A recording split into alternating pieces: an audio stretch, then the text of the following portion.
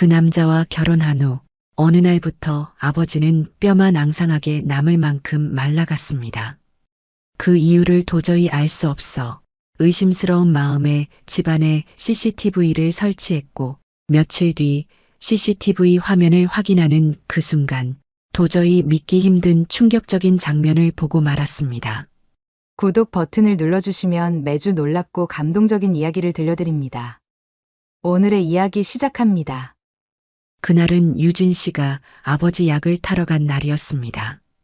햇살이 맑고 바람은 부드러웠죠. 동네 약국 문을 열고 들어선 순간 유진 씨는 그 사람을 처음 보게 됐습니다. 하얀 가운을 입고 조용히 약을 정리하던 남자였어요. 고개를 든 그의 얼굴에는 묘하게 따뜻한 인상이 맴돌았죠. 어서 오세요. 처방전 가지고 오셨어요? 그는 밝은 목소리로 물었습니다. 유진 씨는 살짝 웃으며 손에 들고 있던 종이를 건넸습니다. 네, 감기약이요. 아버지께서 좀 오래 앓으시네요. 그는 조심스럽게 처방전을 읽더니 정리된 말투로 말했습니다. 식후에 드시면 되고요. 밤에 드시는 약은 조금 졸릴 수 있어요. 말투는 또박또박했지만 목소리는 아주 부드러웠어요. 그 짧은 대화 속에서도 이상하게 마음이 편해졌죠. 요즘 감기가 오래 가더라고요. 아버님께 몸 잘 챙기시라고 전해주세요. 그의 말에 유진 씨는 왠지 모르게 마음이 따뜻해졌어요. 처음 만난 사람에게 그런 느낌 받는 건 흔한 일이 아니었죠. 약봉지를 들고 약국 문을 나설 때 뒤에서 들려오는 인사에 유진 씨는 다시 돌아봤습니다. 아버님 꼭 나으시길 바랄게요. 그 말 한마디가 가슴 깊이 남았죠. 그게 전부였습니다. 정말 그날은 거기까지였어요. 하지만 그 사람의 얼굴과 말투, 무심한 듯 다정한 태도는 머릿속에서 쉽게 사라지지 않았습니다. 그날 밤 유진 씨는 침대에 누워 약봉지를 가만히 바라봤어요. 그 위에 적힌 이름, 김준호 약사. 이상하게도 그 이름이 자꾸 입에 맴돌았어요. 며칠 뒤 아버지의 감기 기운은 조금 나아졌고 유진 씨는 저녁장을 보러 나왔습니다. 집으로 돌아가는 길 약국 앞을 무심코 지나던 순간이었죠. 안에서 누군가 고개를 들었고 그 사람과 다시 눈이 마주쳤습니다. 이번엔 그가 먼저 웃으며 고개를 숙였어요. 유진 씨도 고개를 숙였죠. 그게 전부인데 괜히 기분이 좋아졌습니다. 그 후로 유진 씨는 그 약국 앞을 자주 지나가게 됐습니다. 꼭 약이 필요해서가 아니라 그냥 한 번쯤 다시 마주치고 싶어서요. 그러던 어느 날 아버지가 소화불량을 호소하셨어요. 이번에도 유진 씨는 그 약국을 찾았습니다. 혹시 소화제 중에 자극 적은 거 있을까요? 그가 다시 고개를 들며 유진 씨를 바라봤죠. 아버님 약 드시는 거 많으시면 부담될 수 있으니까요. 이게 제일 순한 성분이에요. 손끝으로 약을 집어 설명해 주던 그의 모습이 이상하리만치 신중하고 조심스러웠습니다. 감사해요. 지난번 약도 잘 맞았거든요. 유진 씨가 말하자 그가 살짝 웃었죠. 다행이네요. 정말 가족 잘 챙기시네요. 그 말이 괜히 가슴을 건드렸습니다. 이유는 없었어요. 그냥 말 한마디에 따뜻한 무언가가 묻어 있었던 거죠. 그리고 또 며칠 뒤 유진 씨가 마트를 들렀다 돌아오는 길이었습니다. 비가 갑자기 내렸고 약국 처마 밑으로 뛰어들어갔어요. 많이 젖으셨네요. 그가 문을 열고 우산을 건넸습니다. 괜찮으세요? 유진 씨는 그 우산을 받으며 조금 당황했죠. 저기 괜찮으시면 들어오셔서 따뜻한 차라도 한잔 하실래요? 그가 말했습니다. 유진 씨는 그 자리에 잠깐 멈춰섰고 고개를 천천히 끄덕였습니다. 그날이 그들의 첫 만남이었고, 그날이 그들의 첫 차 한 잔이었고, 그리고 그날이 모든 이야기의 시작이었습니다. 그날 이후 유진 씨는 그를 자주 떠올렸습니다. 아무 일도 없었던 평범한 날인데 가슴은 이상하게 따뜻했어요. 그와 함께한 첫 차 한 잔. 창밖으로 내리는 빗소리와 잔 안에 고요하게 담긴 허브티 향기. 그 모든 게 유진 씨에겐 오래 기억될 장면이었습니다. 혼자 사신다고 하셨죠? 유진 씨가 물었어요. 그는 고개를 끄덕였습니다. 네. 부모님은 돌아가시고 형제도 없습니다. 조용한 말투였습니다. 그 말에 유진 씨는 마음이 더 쓰였어요. 전 어릴 때 엄마가 일찍 돌아가셨고, 지금은 아빠랑 단둘이 살아요. 그래도 혼자 외롭지 않으세요? 그는 살짝 웃었습니다. 그래서 이렇게 따뜻한 사람을 만나고 싶은가 봐요. 그 말에 유진 씨는 순간 숨을 삼켰습니다.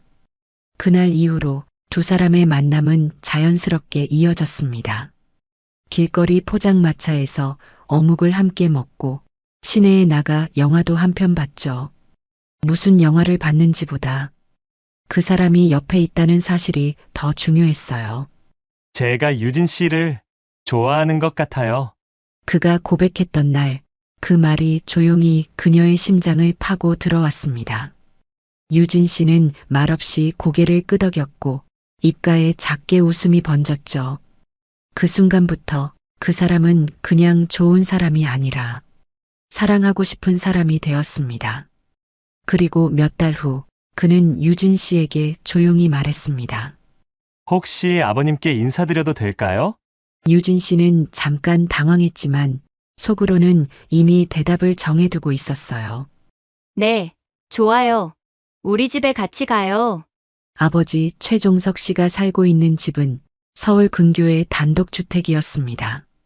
작고 단정한 정원이 있고 마루 위에 묵직한 평온이 깃든 집이었죠.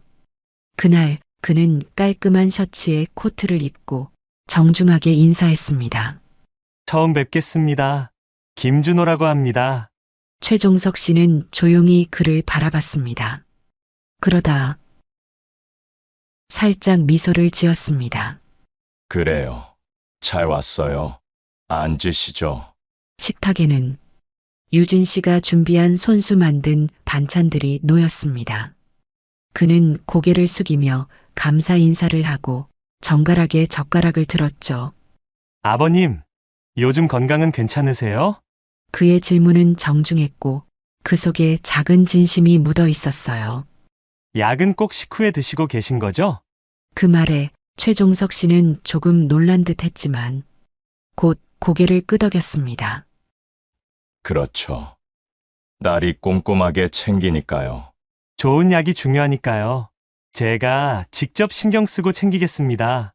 그 말에 유진 씨는 괜히 마음이 든든했죠. 아버지 역시 그의 정중한 태도에 호감을 느끼는 듯 했습니다. 근데 부모님은 어쩌다 일찍 떠나셨나요? 준호는 잠시 당황했지만 조심히 말했습니다. 제가 중학생 때 아버지는 교통사고로 돌아가셨고, 어머니는 그 이후로 마음고생하시다가 돌아가셨습니다. 아이고, 안타깝습니다. 괜히 물었네요. 아닙니다. 숨길 이유는 없죠. 식사를 마친 후 세 사람은 거실에서 차를 마셨습니다. 그는 마주 앉아 조용히 아버님의 말씀을 들었고 눈을 맞추며 잘 웃었습니다. 그리고 말했죠. 유진 씨와 함께 있으면 참 편하네요. 최종석 씨는 말없이 그를 바라보았습니다. 그 눈빛은 아직은 따뜻했습니다. 딸이 저런 남자와 있으면 괜찮겠구나라고 생각했다는 듯이요. 집을 나서는 길, 그는 유진 씨에게 조용히 말했습니다. 아버님, 정말 인자하시네요. 유진 씨는 고개를 끄덕이며 말했어요. 아빠가 원래 그러세요. 겉으론 말 없으셔도 속은 따뜻하신 분이에요. 그는 그 말을 조용히 듣고 아무 말 없이 고개를 끄덕였습니다. 그날 밤 유진 씨는 잠들기 전에 아버지에게 물었어요. 아빠, 오늘 어땠어요? 잠시 침묵이 흐른 후 아버지는 말했습니다. 말도 조심히 하고 예의도 바르고 괜찮은 친구 같더라. 그 말에 유진 씨는 눈을 감고 미소 지었습니다. 고마워요, 아빠. 그날 밤 유진 씨는 처음으로 확신했습니다. 이 사람이라면 믿어도 되겠다. 그런 생각이 들었어요. 하지만 몰랐습니다. 그 믿음이 어쩌면 너무 순진했던 선택이 될지도 모른다는 걸요. 상견례 날은 유난히 맑았습니다. 유진 씨는 꽃무늬 원피스를 입고 거울 앞에서 몇 번이나 머리를 만졌습니다. 심장이 조용히 두근거렸죠. 한쪽에는 아버지 최종석 씨가, 다른 쪽엔 약사 김준호 씨의 부모님은 없었습니다. 조촐하지만 정갈한 상견례 자리. 식당은 조용했고 음식은 따뜻했습니다. 막 괜찮으세요? 유진 씨가 물었습니다. 준호 씨는 웃으며 고개를 끄덕였습니다. 유진 씨가 골랐다면 뭘 먹어도 맛있어요. 말은 부드러웠고 표정엔 진심 같았어요. 잠시 후 아버지가 입을 열었습니다. 약사는 원래부터 꿈이었나? 아버지의 질문에 준호 씨는 고개를 숙이며 말했습니다. 네. 비록 작은 약국을 하고 있지만 몸이 불편한 분들과 대화하는 일이 좋아요. 말투는 정중했고 표정은 조심스러웠습니다. 아버님, 혹시 지금도 약 드시고 계세요? 감기약 말고 다른 약이요? 준호 씨가 조심스레 물었습니다. 아버지는 조금 놀란 듯 고개를 끄덕였습니다. 가끔 혈압약 정도는 먹지. 아, 그럼 제가 직접 챙기겠습니다. 아버지는 말없이 찬물을 한 모금 마셨습니다. 그리고 조용히 웃었습니다. 내 약은 딸이 잘 챙긴다오. 식사가 끝나고 세 사람은 차를 마시기 위해 자리를 옮겼습니다. 준호 씨는 계속 조용히 단정하게 행동했죠. 말도 많지 않았고 웃음은 잃지 않았습니다. 하지만 이상하게도 그의 시선은 아버지에게 자주 머물렀습니다. 그 눈길이 마치 누군가를 재는 듯 했습니다. 유진 씨는 조용히 생각했습니다. 왜일까? 이상하게 오늘 그의 표정이 달라 보이네. 지나치게 아버지의 약을 신경 쓰는 느낌. 그리고 아버지에게 고정된 눈동자. 배려심이 느껴지는과 동시에 집착 같은 게 느껴졌어요. 뭐라고 설명할 수 없었어요. 좋은 사람이고 늘 다정하게 대해줬고 아버지도 그를 나쁘게 생각하지 않았죠. 그런데도 마음 한쪽이 묘하게 불편했습니다. 집으로 돌아오는 길, 차 안에서 유진 씨가 물었습니다. 준호 씨, 오늘 아빠 어땠어요? 그는 고개를 끄덕이며 말했죠. 말씀이 조용하신 분이지만 내면은 굉장히 다정하신 것 같아요. 그 말에 유진 씨는 고개를 끄덕였습니다. 하지만 이어진 말이 조금 의외였어요. 예전에 그런 눈빛을 본 적 있어요. 어떤 눈빛이요? 속에 무언가를 숨기고 감추는 사람의 눈. 그는 창밖을 바라보며 조용히 말했습니다. 유진 씨는 아무 말도 하지 못했어요. 그게 무슨 말인지 알 수 없었죠. 집에 도착해 인사를 나눈 뒤 문을 닫고 홀로 거실에 앉은 유진 씨는 그 말이 계속 귓가에 맴돌았습니다. 속에 무언가를 숨기고 감추는 사람의 눈. 그건 누구를 향한 말이었을까요? 다음 날 아침 아버지는 신문을 넘기다 말했습니다. 그 친구, 너랑 참 잘 어울리더라. 유진 씨는 웃으며 맞장구 쳤습니다. 하지만 속으론 아무 말도 떠오르지 않았습니다. 그냥 어딘가 마음이 계속 묘하게 걸렸습니다. 그날 이후로 그의 다정한 모습이 점점 유진 씨의 눈에 달라 보이기 시작했습니다. 아무 변화도 없었지만 어쩐지 모든 게 조금씩 어긋나는 느낌. 그 시작은 아마도 그 상견례였던 것 같습니다. 겨울이 막 시작되던 무렵이었습니다. 둘은 조그만한 결혼식장에서 소소하게 결혼식을 올렸죠. 건강이 좋지 않은 아버지를 위해 준호도 그 집에서 같이 살기로 했습니다. 그 주 찬바람은 점점 거세졌고 아버지의 기침은 쉽게 잦아들지 않았어요. 준호가 약국으로 출근을 하면 유진 씨는 여전히 아버지를 돌보았죠. 기운이 좀 없네. 아버지는 그렇게 말씀하셨습니다. 원래도 말씀이 많지 않은 분인데 요즘은 식사 중에도 거의 아무 말이 없었죠.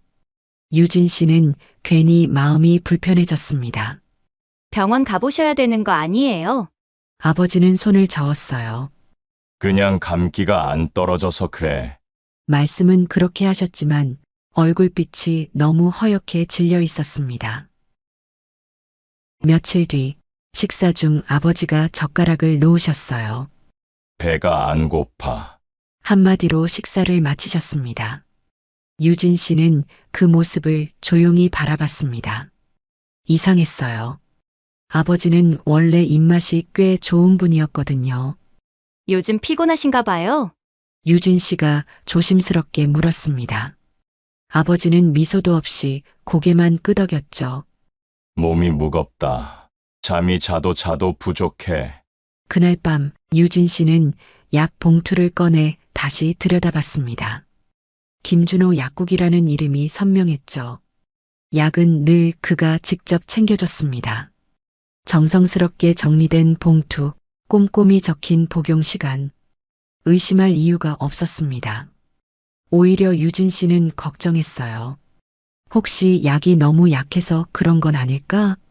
아니면 병이 더 심한데 그냥 감기인 줄 알고 넘긴 건 아닐까? 다음 날 유진 씨는 병원 진료 예약을 잡고 아버지를 모시고 갔습니다. 혈액 검사와 간단한 영상 검사도 진행했죠. 의사 선생님은 고개를 갸웃했습니다. 딱히 원인이랄 만한 게 보이지 않아요. 간 수치가 약간 올라가 있긴 한데 나이 들면 그럴 수도 있죠. 진료실을 나오는 길 아버지는 한마디 하셨습니다. 괜히 왔네. 그냥 감기라니까. 유진 씨는 대답하지 않았습니다. 마음 한쪽이 더 무거워졌어요. 집에 도착하자 준호 씨가 아버지 약을 들고 기다리고 있었습니다. 상태가 안 좋으시다고 해서 약을 조금 바꿔봤어요. 그는 부드러운 말투로 약을 건넸습니다. 이번엔 간 피로에 좋은 성분이 들어갔어요. 식후에 꼭 드셔야 돼요. 아버지는 고개를 끄덕이며 약을 받아들었습니다. 고맙네. 항상 신세만 지는구먼. 준호 씨는 웃으며 말했죠. 제가 챙기고 싶어서 그러는 건데요. 말투는 변함없었습니다. 언제나처럼 다정하고 조심스러웠어요. 하지만 그날 밤 유진 씨는 주방에 앉아 약 봉투를 한참 바라봤습니다. 포장은 깔끔했고 약 이름도 낯설지 않았습니다. 그런데 약 봉투에 찍힌 로고가 어딘가 낯설게 느껴졌습니다. 이 로고 병원에서 받은 약봉투랑 같았던가? 스쳐가는 생각이었지만 이상하게 머릿속에서 떠나지 않았어요. 며칠 뒤 아버지의 얼굴은 더 야위어 보였습니다. 수염은 자주 깎지 않으셨고 잠을 자도 피로가 풀리지 않는다고 하셨어요. 오늘은 아예 입맛이 없네. 그 말에 유진 씨는 마음이 덜컥 내려앉았습니다. 아빠, 진짜 이상해요. 이건 감기가 아닌 것 같아요. 하지만 아버지는 고개를 저었습니다. 사람이 늙으면 원래 그래. 괜찮아. 그 말이 유진 씨에겐 더 불안하게 들렸습니다. 그날 밤 유진 씨는 약봉투를 하나 꺼내 조용히 바라봤습니다. 그 순간 마음속에 이상한 기분이 퍼졌습니다. 믿고 싶었습니다. 정말 그 사람이 주는 약이라면 정말 좋은 약일 거라고, 그 사람이라면 충분히 믿을 수 있는 사람이라고 그렇게 믿고 싶었습니다. 하지만 그 밤 이후 그 믿음은 조금씩 흔들리기 시작했습니다. 정밀 검사 결과가 나오는 날 유진 씨는 진료실 앞 의자에 앉아 손끝을 자꾸 만지작거렸습니다. 이상하게 가슴이 계속 철렁거렸죠. 의사는 웃으며 말했습니다. 큰 병은 아니에요. 그런데 간 수치가 조금 높습니다. 기능이 떨어진다기보단 피로도가 누적된 상태 같아요. 유진 씨는 조심스럽게 물었습니다. 혹시 약 때문에 그런 거일 수도 있나요? 의사는 고개를 갸웃했습니다. 복용 중인 약이 뭔지 모르겠지만 간 대사에 부담을 주는 약도 있긴 하죠. 그래도 나이 드시면 이 정도 변화는 흔한 편이에요. 진료실을 나서는 길, 아버지는 어깨를 으쓱하며 말했어요. 봐라. 괜히 호들갑 떨었지. 하지만 유진 씨는 왠지 더 마음이 무거워졌습니다. 집에 도착하자 준호 씨가 현관 앞에서 기다리고 있었습니다. 어떻게 되셨어요? 그는 진심으로 걱정하는 얼굴이었습니다. 별건 아니라는데 간 수치가 좀 높대요. 그래서 오늘부터는 이 약으로 바꿔보는 게 어떨까 싶어서요. 그는 익숙한 손길로 새로운 약봉투를 내밀었습니다. 간, 피로회복에 좋은 성분이에요.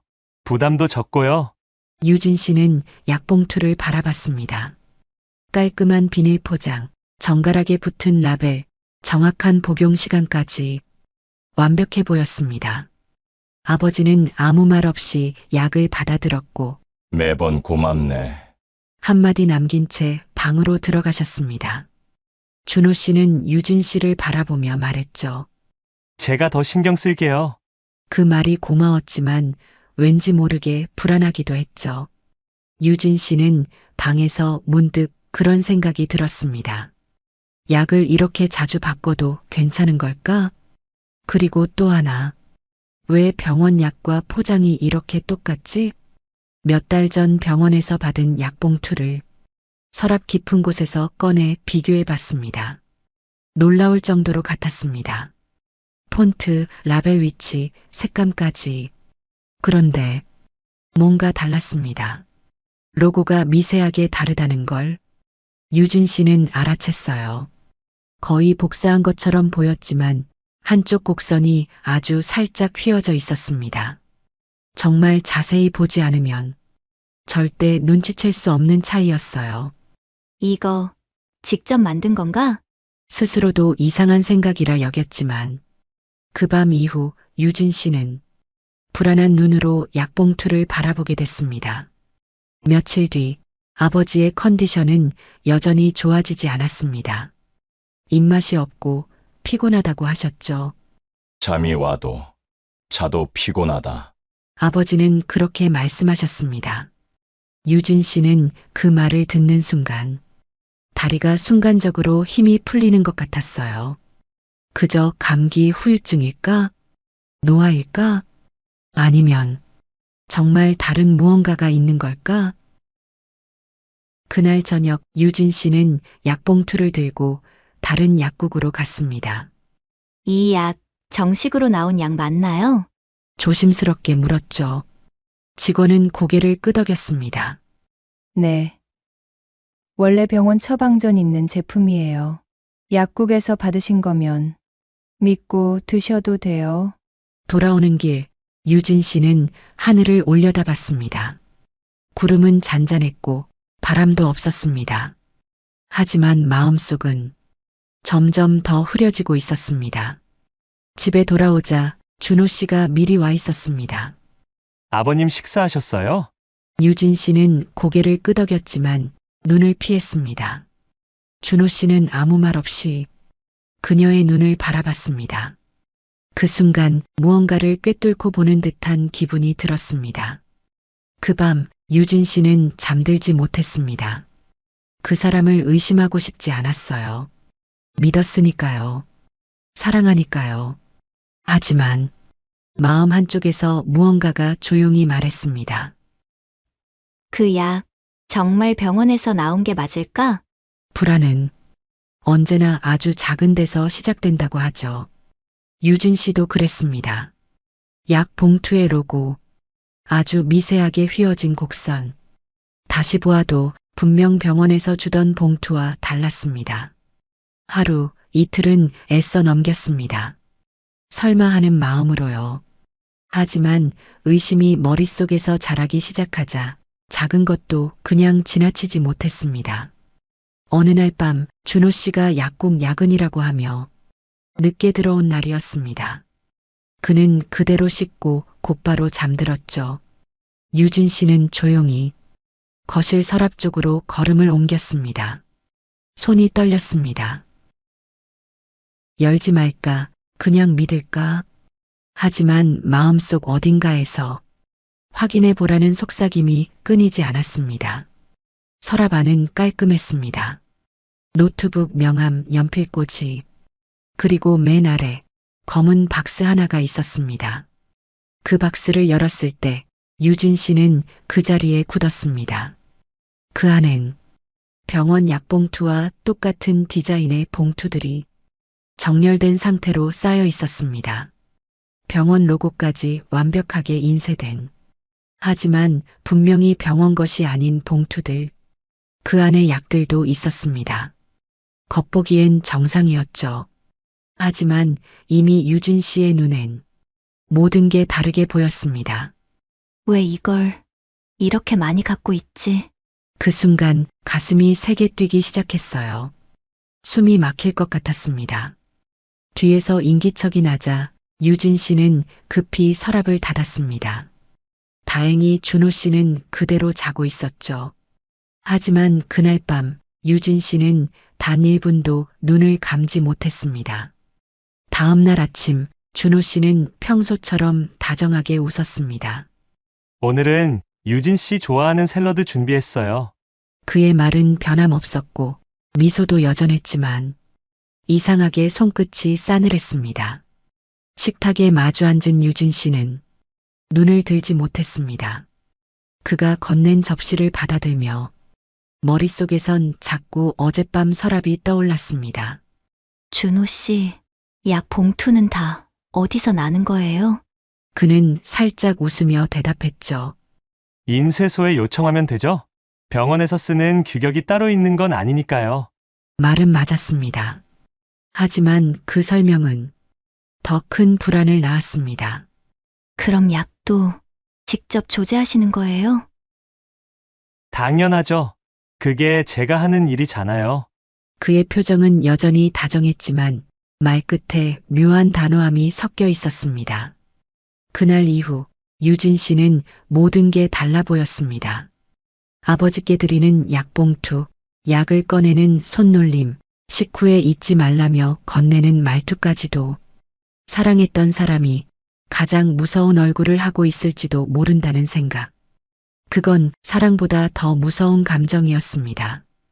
며칠 뒤 유진 씨는 조용히 메모지에 약 이름을 적었습니다. 병원에서 받은 약과 지금 복용 중인 약 이름이 같았기 때문이죠. 하지만 그녀는 알 수 있었습니다.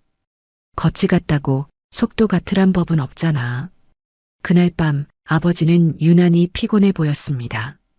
수저를 드는 손이 떨렸고 두어 번 드시다 말았습니다. 오늘따라 속이 더부룩하네. 말씀을 그렇게 마치시고 방에 들어가셨죠. 유진 씨는 거실에 앉아 아무 말도 하지 못했습니다. 아버지를 위해 챙긴다고 믿었던 약이 혹시 아버지를 해치고 있는 건 아닐까? 그 공포는 상상보다 훨씬 더 깊고 무거웠습니다. 그가 나에게 웃는 얼굴로 약을 건넬 때 그 속에 무엇이 담겨 있는지 이제는 알 수 없게 느껴졌습니다. 믿었던 사람이 가장 가까운 곳에서 무언가를 숨기고 있을지도 모른다는 것. 그건 지금껏 유진 씨가 한 번도 상상해 본 적 없는 두려움이었습니다. 그날 유진 씨는 혼자 집안을 정리하다가 주방 테이블 위에 놓인 약봉투를 한참 동안 바라봤습니다. 아무도 없었는데도 괜히 누가 볼까 조심스러웠습니다. 서랍 깊숙이 넣어두었던 작은 노트를 꺼내 약 이름을 적었습니다. 그리고 폰을 들고 한 사람에게 문자를 보냈죠. 지연아, 혹시 회사에서 약 성분 분석 가능해? 지연은 유진 씨의 대학 동창이자 지금은 의약품 제조회사의 품질관리팀에서 근무 중이었습니다. 평소에도 꼼꼼하고 신뢰할 수 있는 친구였죠. 조금 뒤 지연에게서 전화가 걸려왔습니다. 유진아, 무슨 일인데? 유진 씨는 망설이다가 말했어요. 아빠가 먹는 약이 있는데 병원에서 받은 건 아니고 아는 사람이 직접 준 거야. 근데 뭔가 이상해서 겉으로 보기엔 병원 약처럼 보이는데 기분이 안 좋아. 지연은 짧은 침묵 뒤 조용히 말했습니다. 샘플만 있으면 돼. 직접 공장에 들고 오긴 힘드니까. 내 주소로 택배 보내. 그렇게 약 이틀 뒤 지연에게서 전화가 왔습니다. 목소리는 낮고 조심스러웠죠. 유진아, 너 이 약 어디서 났어? 순간 유진 씨는 숨이 멎는 줄 알았습니다. 왜? 뭔데? 지연은 긴 한숨을 내쉬며 말했습니다. 표기된 약 이름이랑 실제 성분이 완전히 달라. 라벨엔 일반 간 보호제로 돼 있는데 실제론 간 기능을 저하시킬 수 있는 중간 단계 독성 물질이 들어있어. 이건 정식 유통 제품 아니야. 성분 자체도 불법이야. 그 말 한마디에 유진 씨는 그대로 바닥에 주저앉았습니다. 믿기지 않았습니다. 그 약은 그 사람이 직접 챙겨준 거였습니다. 늘 정성스럽게, 늘 따뜻하게. 그런데 그 약 안에는 아버지를 아프게 만들 수 있는 치명적인 성분이 들어 있었던 겁니다. 혹시 누가 이 약 줬는지 말해줄 수 있어? 지연이 물었습니다. 하지만 유진 씨는 대답할 수 없었습니다. 미안. 좀 정리되면 다시 말할게. 그렇게 통화를 끊고 나서 한참을 가만히 앉아 있었습니다. 눈물이 나지 않았습니다. 가슴이 너무 먹먹해서 오히려 울 수 없었어요. 그 사람을 처음 봤을 때의 모습이 떠올랐습니다. 부드러운 말투, 신중한 손길, 따뜻한 눈빛, 모두 거짓이었을까요? 그날 밤 유진 씨는 아무 말도 하지 않은 채 거실에 앉아 있었습니다. 불도 켜지 않았고 TV도 꺼져 있었죠. 문이 열리는 소리에 그가 들어왔습니다. 안 자고 있었어요? 평소처럼 다정한 목소리였습니다. 응, 생각 좀 하느라고요. 그는 유진 씨 옆에 앉으며 말했어요. 무슨 일 있었어요? 표정이 안 좋아 보여요. 유진 씨는 고개를 들지 않았습니다. 가만히 입을 떼며 말했죠. 혹시 그 약 무슨 성분인지 알고 있어요? 준호 씨는 살짝 고개를 갸웃했습니다. 무슨 말이에요? 아버님 약 말씀이세요? 그래요. 내가 직접 성분 분석 의뢰했어요. 그 말에 그의 표정이 처음으로 조금 굳었습니다. 분석을 했다고요? 네, 제 친구 중에 지연이 있잖아요. 약 만드는 회사 다녀요. 그 친구가 분석해줬어요. 침묵이 흘렀습니다. 준호 씨는 아무 말도 하지 않았습니다. 그저 천천히 시선을 돌려 창밖을 바라봤죠. 왜요? 유진 씨가 조용히 물었습니다. 왜 그렇게까지 했어요? 그는 고개를 떨구며 작게 숨을 내쉬었습니다. 그리고 천천히 말했죠. 그냥 직접 더 좋은 약으로 조제해드린 거예요. 유진 씨는 신경 쓰지 말아요. 그 말은 유진 씨의 머리를 때리듯 들렸습니다. 그게 지금 무슨 말이에요? 아빠가 아픈데 어떻게 신경을 안 써요? 당연히 걱정이 될 수밖에 없잖아요. 그녀의 목소리가 떨리기 시작했습니다. 숨도 제대로 쉬어지지 않았어요. 그는 여전히 조용했습니다. 눈빛은 슬펐고 입술은 굳게 다물려 있었죠. 하지만 그 어떤 표정도 그날의 충격을 덮을 수 없었습니다.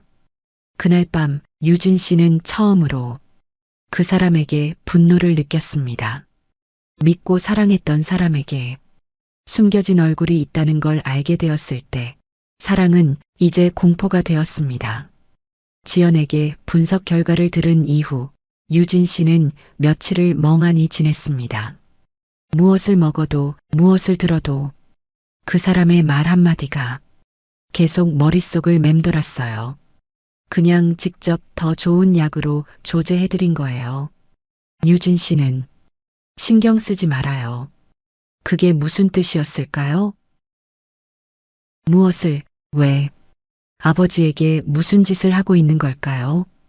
답을 듣고 싶었지만 그에게 묻고 싶진 않았습니다. 묻는 순간 더는 되돌릴 수 없을 것 같았어요. 그래서 유진 씨는 대신 기억을 되짚었습니다. 약은 제가 직접 챙기겠습니다. 그 말 상견례 날 때부터 그가 늘상 아버지에게 했던 말이었습니다. 그땐 그냥 다정하다고 생각했어요. 하지만 지금 생각해보면 그 말은 다정함이 아니라 경고였습니다. 자신이 무언가를 계획하고 있다는 걸 은근히 들려주고 있었던 거죠. 간 보조제는 제가 잘 알아요. 연세에 맞는 걸로 조절했어요. 아버지가 피곤하다고 말할 때마다 그는 너무 쉽게 답을 내놓았죠. 정상 약처럼 보이게 조제하는 건 그에겐 익숙한 일이었구나. 유진 씨는 그가 건넨 약봉투 하나를 꺼내 가만히 손에 쥐었습니다. 봉투 안의 알약은 언뜻 보면 아무 이상 없어 보였습니다. 색도 모양도 크기도 모두 익숙하고 평범했죠. 그런데 왜 아버지의 몸은 점점 나빠졌던 걸까요? 그가 웃으며 건넨 약들, 그가 차려준 식사, 그가 사온 간식들, 그 안에 무슨 의도가 숨어 있었을까요? 그는 지금도 변함없었습니다. 아침이면 커피를 내려주고 식사 땐 늘 아버지 안부를 먼저 물었습니다. 어제는 좀 어떠셨어요? 식사는 잘 하셨어요? 말은 늘 다정했고 눈빛은 여전히 부드러웠습니다. 하지만 유진 씨는 느낄 수 있었습니다. 그 다정함이 이제는 껍데기처럼 느껴진다는 걸요. 그는 너무 완벽했습니다. 너무 빈틈이 없었고 너무 침착했죠. 이 사람, 대체 뭘 숨기고 있는 걸까?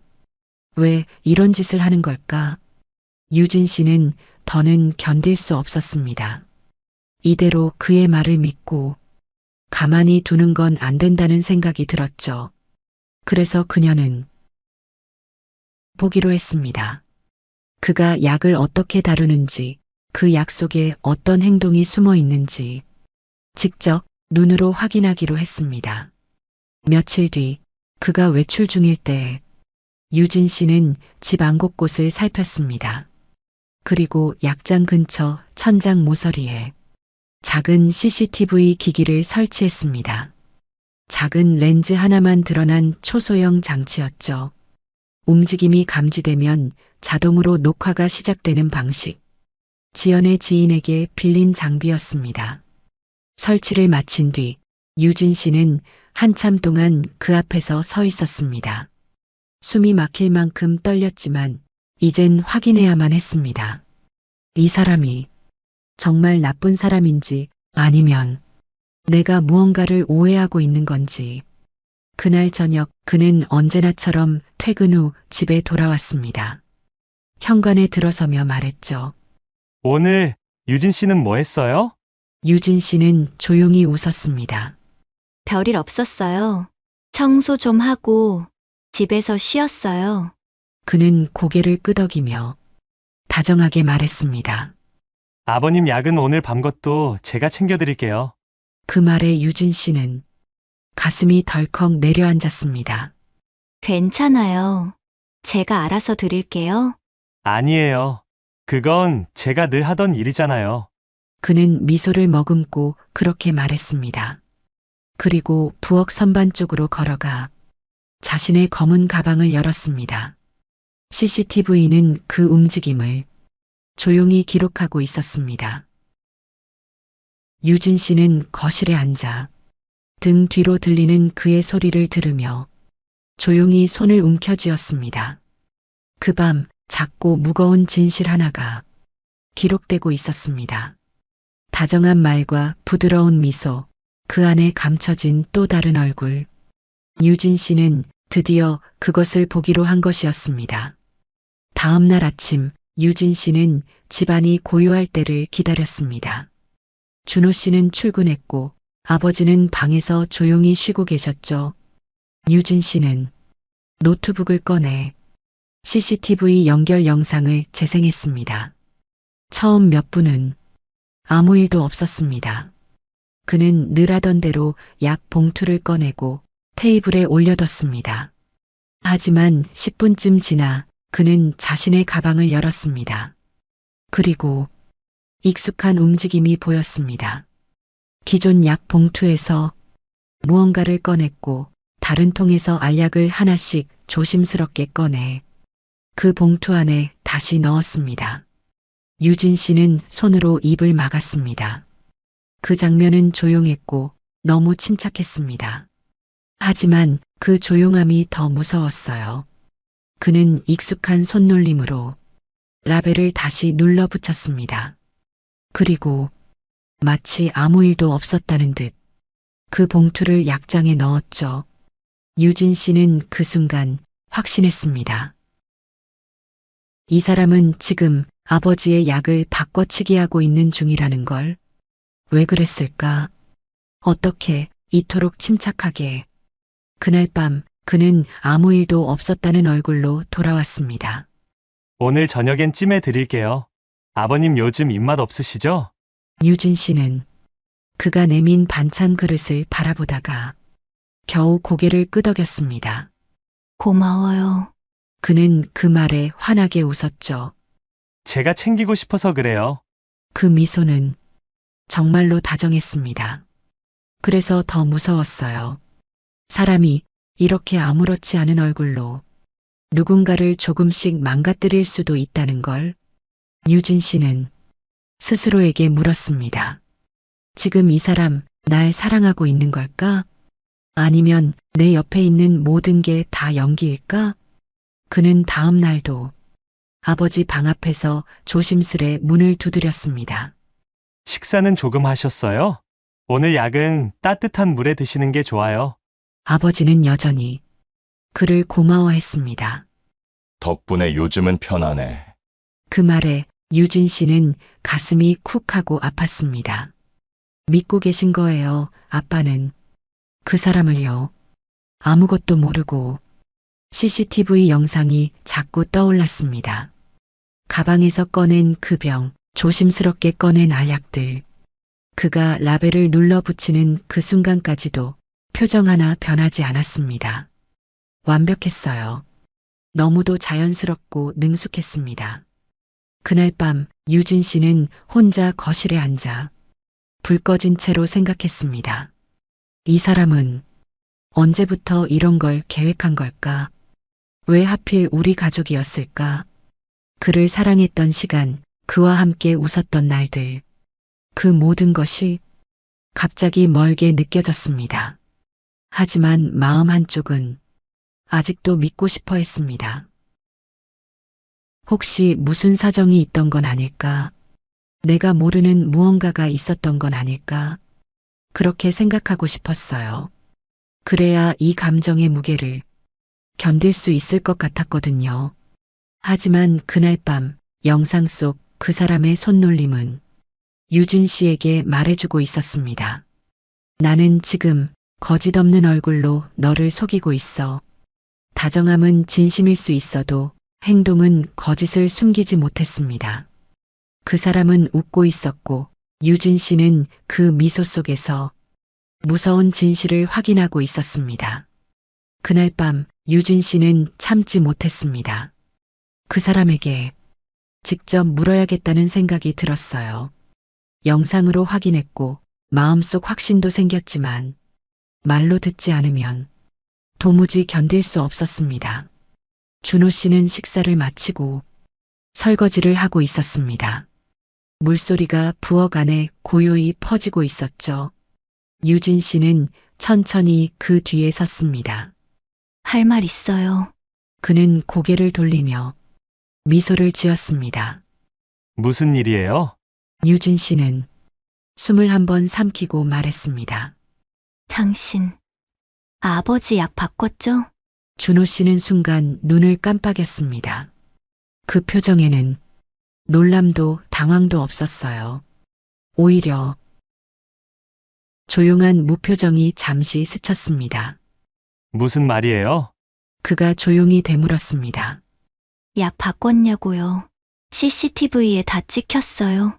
조용한 식탁 위에 무거운 공기가 흐르기 시작했습니다. 왜 그랬어요? 왜 그런 짓을 했냐고요. 준호 씨는 설거지를 멈추고 천천히 유진 씨를 바라봤습니다. 그 약은 아버님께 해가 되는 건 아니에요. 성분 조절을 조금 한 것뿐이에요. 누가 그걸 판단해요? 당신이요? 그게 무슨 자격으로 남의 약을 멋대로 바꿔요? 유진 씨의 목소리는 떨렸습니다. 분노인지 슬픔인지 구별되지 않았어요. 준호 씨는 조용히 숨을 내쉬었습니다. 유진 씨는 모르셔도 되는 일이에요. 그 말 한마디에 유진 씨는 숨이 멎는 것 같았습니다. 모르라고요? 당신은 지금까지 나한테 뭘 숨긴 거예요? 사랑한 게 아니었어요? 준호 씨는 아무 대답도 하지 않았습니다. 그 침묵이 오히려 대답 같았죠. 유진 씨는 그대로 방으로 들어갔습니다. 몸은 떨렸고 머릿속은 복잡했습니다. 그가 뭘 숨기고 있는지 확실히 알고 싶었어요. 그의 서랍을 열었습니다. 정갈한 파일들, 깔끔하게 정리된 서류들 사이에 검은색 작은 노트 하나가 있었습니다. 노트를 펼쳤을 때 가슴이 철렁 내려앉았어요. 거기엔 낯선 세 사람의 이름이 적혀 있었습니다. 박준혁, 박동우, 김미숙, 그리고 익숙한 이름 하나. 그녀의 아버지 최종석. 옆에는 날짜와 짧은 메모들이 적혀 있었죠. 2000X년 3월 박동우 사망. 2000X년 6월 김미숙 사망. 유진 씨는 손끝이 얼어붙는 듯 했습니다. 이게 뭐지? 누구지? 이 사람들? 그리고 아빠 이름이 왜? 하지만 직감이 말하고 있었습니다. 이 이름들, 지금 이 모든 일과 연결되어 있다는 걸. 그 순간 모든 게 무너지는 소리가 가슴속에서 울렸습니다. 그를 사랑했던 시간, 함께했던 기억들, 조금씩 안심했던 마음, 그 모든 게 지금 손에 든 이 노트 한 권으로 산산이 깨져버렸습니다. 방문이 열렸고 그가 조용히 서 있었습니다. 제 서랍 열었어요? 유진 씨는 노트를 들고 그를 바라봤습니다. 눈물은 없었지만 눈빛은 떨리고 있었습니다. 이름들 누구예요? 이게 당신이 감춰온 거예요? 그는 입을 열지 않았습니다. 입술이 조금 떨릴 뿐이었어요. 그리고 조용히 고개를 숙였습니다. 그 모습이 더 무섭고 더 외롭게 느껴졌습니다. 당신은 대체 누구예요? 그 말은 유진 씨가 마음속에서 가장 오랫동안 삼켜왔던 질문이었습니다. 그날 아침 유진 씨는 아버지 방 앞에서 한참을 서 있었습니다. 문을 열어야 할지 아니면 그냥 돌아서야 할지 머릿속은 복잡했고 심장은 자꾸만 빠르게 뛰었습니다. 하지만 확인하지 않으면 안 됐습니다. 조심스레 문을 열자 아버지는 조용히 책을 읽고 계셨습니다. 예전과 다름없는 평범한 아침 풍경이었죠. 유진 씨는 천천히 다가가 그 앞에 앉았습니다. 아버지는 딸의 얼굴을 보더니 책을 덮었습니다. 무슨 일 있니? 그 질문이 시작이었습니다. 유진 씨는 노트를 꺼내 아버지 앞에 조용히 내려놓았습니다. 이거 아빠 이름도 있던데 무슨 내용인지 알아요? 아버지는 노트를 바라보다가 고개를 천천히 들었습니다. 박준혁, 박동우, 김미숙 누구예요? 조용한 방 안에 긴 침묵이 흘렀습니다. 아버지는 한동안 아무 말도 하지 않았습니다. 그리고 천천히 입을 열었습니다. 이거 어디서 났니? 질문에 답해 주세요. 아시는 이름이세요? 그 사람들은 내가 젊었을 때 알던 사람들이다. 박동우는 내 친구였고 김미숙은 그 친구의 아내였지. 그 순간 유진 씨의 손이 가늘게 떨리기 시작했습니다. 그 안에 적힌 내용들을 다 읽어봤어요. 아빠한테 직접 듣고 싶어요. 아버지의 말은 느리고 조용하게 이어졌습니다. 처음엔 그냥 친구의 아내라고 생각했다. 하지만 시간이 지나면서 나는 미숙에게 마음이 갔고 그녀도 날 피하지 않았지. 동우는 참 좋은 친구였어. 그런 친구를 두고 그런 감정을 가졌다는 게 지금도 부끄럽다. 유진 씨는 눈을 감았습니다. 차라리 듣지 않았으면 좋았을 이야기가 계속 이어졌습니다. 근데 어느 날부터 동우가 바람을 피고 술을 먹고 들어와 미숙이를 때렸어. 살림에 필요한 돈도 뺐고 그 여자랑 놀아놨지. 혼자서 괴로워하다 못해 나에게 전화한 미숙이의 목소리를 듣고 난 참을 수가 없었다. 나에게 죽고 싶다고 하더구나.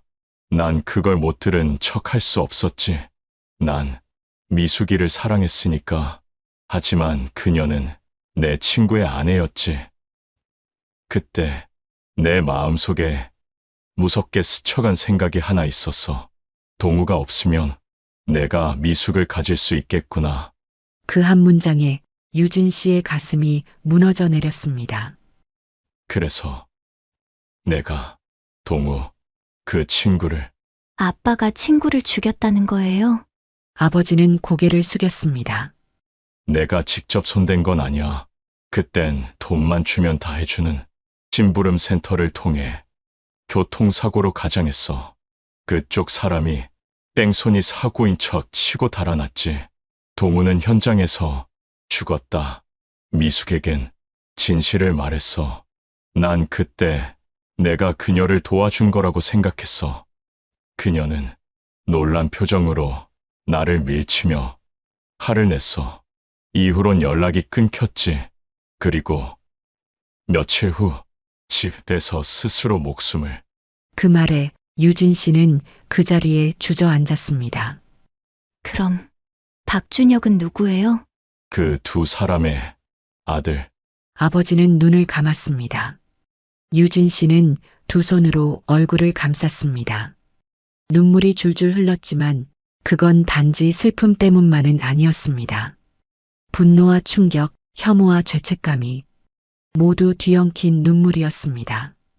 김준호가 자신의 남편의 실제 이름은 박준혁, 유진 씨의 아버지에게 자신의 부모님의 복수를 하려고 지금까지. 그렇구나. 그저 복수를 위해 나에게 접근한 거였구나. 너무 믿었고 너무 늦게 알았네. 그런데 이제 와서 내가 뭘 할 수 있을까? 유진 씨는 조용히 일어섰습니다. 말이 나오지 않았습니다. 심장이 아픈 게 아니라 영혼이 아픈 것 같았습니다. 자신이 사랑했던 사람은 복수하러 온 사람이었고 자신의 아버지는 그 복수의 이유가 되는 사람이었습니다. 그날 유진 씨는 자신의 존재가 누군가에겐 상처 그 자체였다는 걸 처음으로 느꼈습니다. 유진 씨는 그의 얼굴을 마주하기 힘들었습니다. 그가 아버지를 해하려 했다는 사실도, 그 모든 계획의 이유가 자신의 아버지 때문이었다는 것도 머릿속에서 정리가 되지 않았습니다. 그 사람의 말투, 그 사람의 눈빛, 함께 웃던 기억들. 도대체 어디까지가 진심이었을까요? 그날 밤 유진 씨는 조용히 말했습니다. 이름, 진짜 이름이 박준혁 맞아요? 그는 거실 소파에 앉아 있었고 고개를 천천히 들었습니다. 그래요. 그 말이 나오는 데는 아무런 망설임도 없었습니다. 그럼 지금까지 전부 다 네. 당신을 만난 것도, 이 집에 들어온 것도 모두 계획이었어요. 유진 씨는 눈을 감았습니다. 눈물이 흘렀지만 울고 싶지 않았습니다. 그리고 그에게 아무 말도 하지 못했습니다. 주호 씨가 천천히 입을 열었습니다. 당신 아버지가 내 아버지를 죽였어요. 그리고 내 어머니는 진실을 듣고 스스로 목숨을, 그날의 전부를, 그날의 진실을 어머니는 유서로 남기셨어요. 그때 당시 전 17살에 불과했죠. 전 그 유서를 읽고 피가 들끓었어요. 그리고 다짐했습니다. 반드시 복수하겠다고요. 그리고 부모님을 잃는 고통을 그 자식도 느끼게 해주겠다고. 유진 씨는 물었습니다. 그럼 복수를 위해서 약사가 된 거예요? 그는 고개를 끄덕였습니다. 가장 쉽게 접근하고 가장 안전하게 복수할 수 있는 길이라고 생각했죠. 유진 씨는 손을 떨었습니다. 그렇게까지 해야 했어요? 그럼 당신은 날 사랑한 적 없어요? 그는 조용히 유진 씨를 바라봤습니다. 처음엔 사랑할 생각 없었어요. 가까이 다가가서 신뢰를 쌓고 그걸 이용하려 했죠. 그런데 당신이 웃을 때 처음엔 불편했어요. 왜 이렇게 잘 웃나? 왜 이렇게 따뜻하나? 근데 그게 익숙해지더라고요. 익숙해지고 나니까 무서워졌어요. 내가 당신을 좋아하고 있다는 사실이요. 그 한마디에 유진 씨의 눈물이 멈췄습니다. 그 말을 믿어야 할지 아니면 더 아파해야 할지 모를 감정이 가슴 깊은 곳에서 뜨겁게 솟아올랐습니다. 그럼 지금까지 나랑 함께 있었던 시간은 전부 진심이었다고 말할 수는 없어요. 하지만 어느 순간부터 내가 무너졌던 건 사실이에요. 당신을 다치게 하고 싶지 않았어요. 아버지와는 다른 사람이니까. 하지만 결국 나는 당신 아버지를 죽이려 했죠. 지금 후회돼요? 그는 대답하지 않았습니다.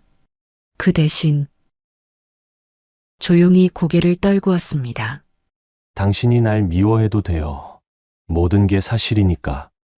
유진 씨는 천천히 숨을 내쉬었습니다. 그리고 조용히 말했어요. 당신이 내 옆에 있었던 시간, 그게 전부 거짓이었으면 좋겠어요. 그래야 내가 당신을 미워할 수 있을 테니까요. 그 말에 그는 잠시 눈을 감았습니다. 미안해요. 하지만 그게 잘 안 돼요. 당신을 미워하는 것도, 당신을 사랑하는 것도, 이젠 다 엉켜버렸어요. 그날 밤 두 사람은 한마디도 없이 각자의 방으로 들어갔습니다.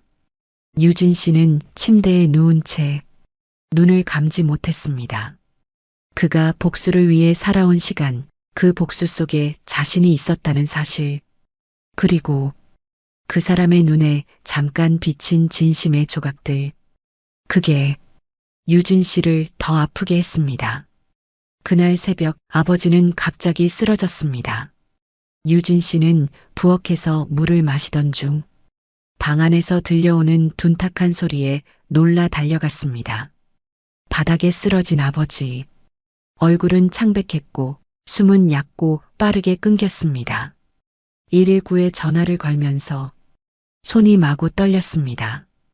병원 응급실, 모니터에 숫자들이 떴다 꺼졌다를 반복했습니다. 유진 씨는 차가운 대기실 의자에 앉아 멍하니 바닥만 바라보고 있었어요. 조금 뒤 의사가 나와 조심스럽게 말했습니다. 중환자실로 옮겼습니다. 자바로흡이 불안정해서 산소호흡기를 부착했어요. 상태는 생각보다 심각합니다. 그 말에 유진 씨는 그 자리에 주저앉을 뻔했습니다. 며칠 전까지만 해도 약간 피곤해 보이는 정도였던 아버지가 이렇게 급격하게 무너질 수 있는 걸까요? 병원 침대에 누운 아버지, 산소호흡기 아래로 얇게 들썩이는 가슴, 눈은 감겨 있었지만 그 얼굴엔 깊은 후회가 서려 있었습니다. 아빠, 유진 씨는 조용히 손을 잡았습니다. 그 손등은 놀라울 정도로 차가웠습니다. 이건 그냥 노화도 병도 아니었습니다. 그렇게 믿을 수 없었어요.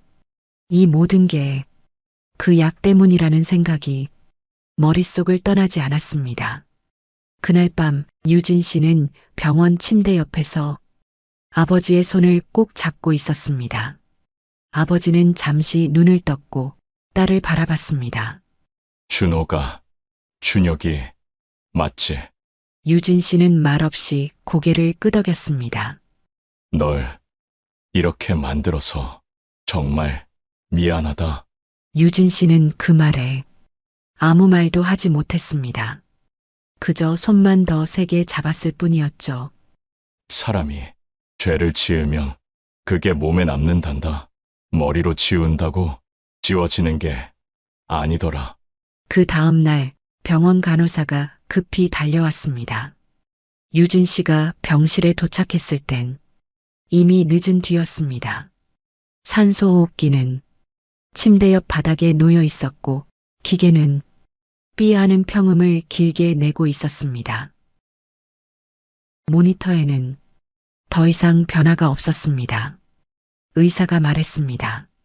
호흡기가 스스로 제거된 걸로 보입니다. 누구도 병실에 들어오지 않았습니다. 그 말을 듣는 순간 유진 씨는 무너졌습니다. 왜 그렇게까지? 그는 마지막까지 누구에게도 벌을 받지 않았습니다. 자신이 벌을 내려버렸죠. 유진 씨는 침대 옆에 주저앉아 하염없이 울었습니다. 사랑했고 미워했고 이해하고 싶었던 사람. 이제는 어디에도 없는 사람이 되어 있었습니다. 그 밤 병원 복도 끝 조용한 자판기 앞에서 유진 씨는 혼잣말을 했습니다. 나한테 가족은 남은 아빠밖에 없었는데 이제는 아무도 없네. 장례식은 조용히 치러졌습니다. 아버지를 아는 사람은 이제 몇 남지 않았기에 조문객도 많지 않았습니다. 유진 씨는 검은 옷을 입고 영정을 바라보았습니다. 그 얼굴은 평온했지만 그가 남긴 흔적은 너무 깊었습니다. 입간 후 관이 닫히는 순간 유진 씨는 끝내 참았던 눈물을 쏟고 말았습니다.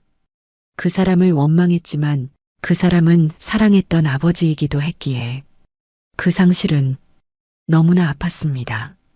며칠 뒤 준호는 경찰서 앞에 서 있었습니다. 유진 씨는 멀리서 그의 등을 바라보고 있었죠. 그는 돌아보지 않았습니다. 그 대신 경찰서 안으로 천천히 걸어 들어갔습니다. 자수합니다. 그 말로 그는 긴 복수의 마지막 문장을 마침표 찍었습니다. 유진 씨는 담담히 그를 지켜보았습니다. 그의 발걸음에는 미련도 후회도 다 담겨 있었습니다. 며칠 후 법정에서 증인석에 선 유진 씨는 조용히 마이크 앞에 섰습니다. 재판장은 말했습니다. 피고인의 행위에 대해 진술하실 내용이 있다면 말씀해 주십시오. 그 순간 모든 시선이 그녀에게 쏠렸습니다. 유진 씨는 숨을 길게 들이쉬고 천천히 입을 열었습니다. 그 사람은 처음부터 저를 속였습니다. 이름도, 과거도, 마음조차도 모든 게 의심스러웠습니다. 그런데 어느 날 그 의심 속에서도 작은 진심이 보이기 시작했어요. 그 사람이 괴로워하는 걸 봤습니다. 처음엔 믿지 않았지만 끝내는 알게 되었어요. 그는 멈췄습니다. 누군가를 다치게 하려던 손을 끝내 멈췄습니다. 그게 저에게는 용서의 시작이었습니다. 재판장은 고개를 끄덕였습니다. 법정 안의 공기는 조용히 가라앉아 있었습니다. 유진 씨는 증인석에서 내려오며 스스로에게 속삭였습니다. 당신을 용서한다고 쉽게 말할 수는 없어요. 하지만 그 끝에서 멈춰준 것만은 정말 고마웠어요. 그날 이후 유진 씨는 다시 혼자가 되었습니다. 그러나 그 혼자는 이전과는 달랐습니다. 상처를 품은 혼자였고 어딘가를 기다리는 혼자였습니다. 어느 날 잠에서 깨어난 유진 씨는 자신도 모르게 그 사람의 꿈을 꾼 걸 알게 되었습니다. 그는 말없이 웃고 있었고 그 미소는 처음 만났던 약국의 그날과 같았습니다. 면회실 유리 너머 준호는 잠깐 멈칫하다가 천천히 자리에 앉았습니다. 유진 씨는 이미 앉아 있었습니다. 둘 사이엔 두꺼운 유리와 조용한 수화기 한 개가 놓여 있었습니다. 준호가 먼저 수화기를 들었습니다. 유진 씨도 조용히 수화기를 들었죠. 잘 지냈어요? 그의 첫마디는 낯설 만큼 평범했습니다. 이런 자리에서 그 말 좀 이상하죠?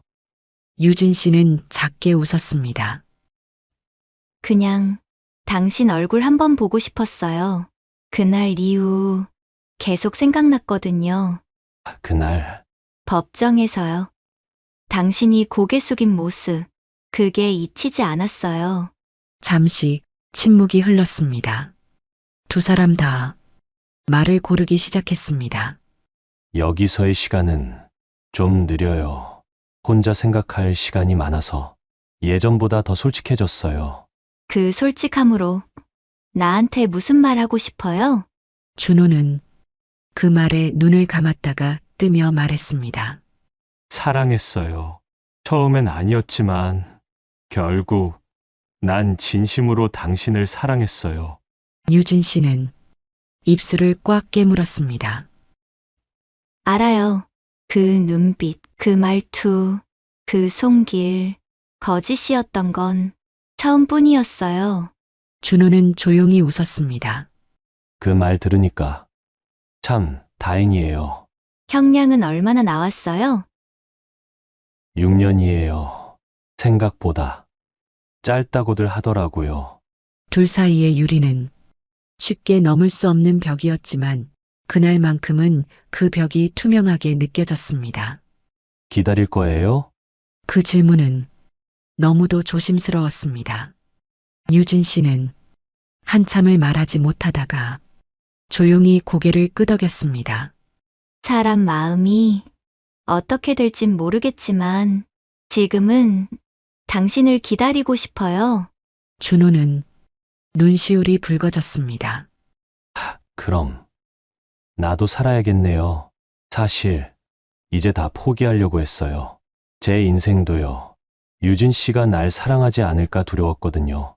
살아주세요. 복수 말고 사랑으로요. 내 곁에서 살아줘요.